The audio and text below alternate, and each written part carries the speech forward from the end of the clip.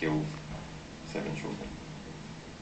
And with me now in the studio is James Denselow. He's a writer on Middle East geopolitical and security issues based at King's College here in London.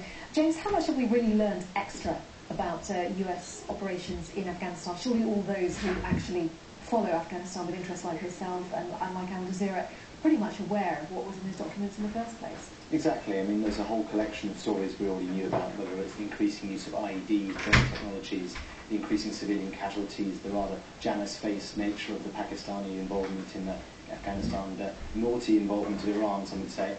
I think what this does is give an official sort of tag on it. Eventually it's been proved by the US's own military documents that what everyone else was saying all along was true. And this means that anything that the US military and NATO say from now on in will face a huge credibility gap. And I think they'll really struggle to get that back.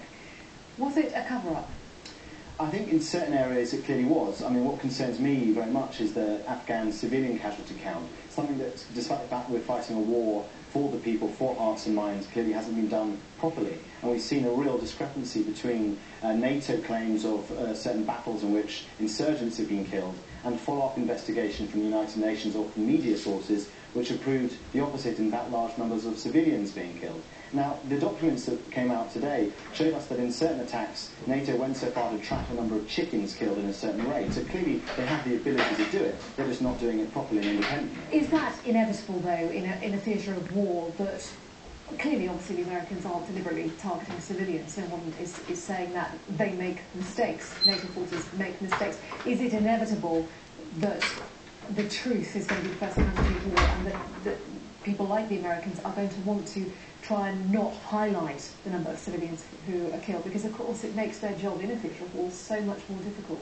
That is true, but I think ultimately you can choose to make the decision to have a 500-pound bomb dropped on a town or not. And this is a war for people's hearts and minds, and clearly killing them isn't the way to do that. So I think that we need to now think of new ways forward here, and this is an opportunity perhaps for a government in Washington and a government in London, both of whom have inherited a war from their predecessors, and they can make different decisions that their predecessors couldn't. Now, one thing I think would be really good is for the UN to be given an independent role in monitoring and verifying the numbers of civilians killed in this war, so we can have a reverse body count in which it's almost a war between the Taliban and the NATO to see how many civilians they can't kill, and in fact use that as an indices of success in the country. Is that likely to happen, though? We've obviously already heard the statements coming out of the White House, who basically said it's against the law, it's a threat to national security. Clearly they're not going to stand up and admit that mistakes were made, but are we going to see the fact that they learn from these mistakes as they're being alleged? Are they going to move forward and find different ways and improve, essentially,